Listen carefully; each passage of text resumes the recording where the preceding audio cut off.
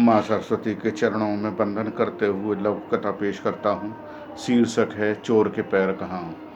मैं railway workshop में प्रशिक्षण काल के दौरान 10 बाई 10 के कमरे में किराए से रहता था। सुबह 7 बजे वर्कशॉप जाना, शाम को 4 बजे छुट्टी होने के बाद आना, ये मेरी दिनचर्या थी। 2 मकान छोड़कर तीसरा मकान में पड़ोसी कालरा जी का परिवार रह रहा था। वहाँ से सन्नाटे को चीरते हुए एक आवाज़ सुनाई दी, चोर चोर पकड़ो पकड़ो। मैं गहरी नींद में सोया हुआ था कि चिल्लाने की आवाज़ सुनकर जाग गया। मुझे लगा कि कालरा जी की आवाज़ के अलावा सब कुछ शांत था। स्थिति की गंभीरता को भांपकर मैं चुप न रह सका। कालरा जी का मनोबल बढ़ाने के लिए मैं ज़ोर से चिल्लाया, चिंता मत करो कालरा जी, मैं आ रहा हूँ। रात के करीब 2 बज रहे थे। मेरी आवाज़ का अच्छा असर हुआ। आसपास के लोग भी जाग गए और चोरों को लगा कि उनकी दाल गलने वाली नहीं, इसलिए पकड़े गए तो खातिरदारी होगी सो अलग, इसलिए वे चोरी किए बिना ही सिर पर पैर रखकर भाग लिए। अगले दिन शाम को कालरा जी मेरे पास आए और आभार प्रकट करते हुए बोले, आदरणीय, मैं आपको नहीं जानता। आपने शाम को मेरा साहस बढ़ाया और चोर भाग गए। फलस्वरूप मेरा सामान सुरक्षित है। बहुत कम लोग ऐसा कर पाते हैं। मैं आपका आभार प्रकट करता हूँ। नहीं नहीं कालरा जी, पड़ोसी होने के नाते यह मेरा फर्ज था, मैं बोला। उन्होंने कृतज्ञता बस हाथ जोड़ लिए। किसी ने सच कहा है, चोर के पैर कहाँ। चाय बनाकर ले आई हूँ।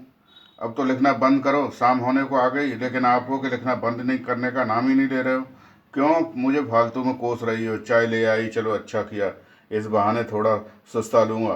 क्यों जी, आपने अपना कहानी संग्रह प्रकाशक को प्रकाशित होने के लिए भेजा था, उसका क्या हुआ? अरे होना क्या था, प्रकाशक कहता है कि आजकल कोई किताबें पढ़ता नहीं है, टीवी जो चल गया है, लोग अपने अपने घरों में कैद होकर रह गए हैं। अरे इस मुँह टीवी ने तो घर के महिलाओं को के बीच में भी दरार डाल दी है।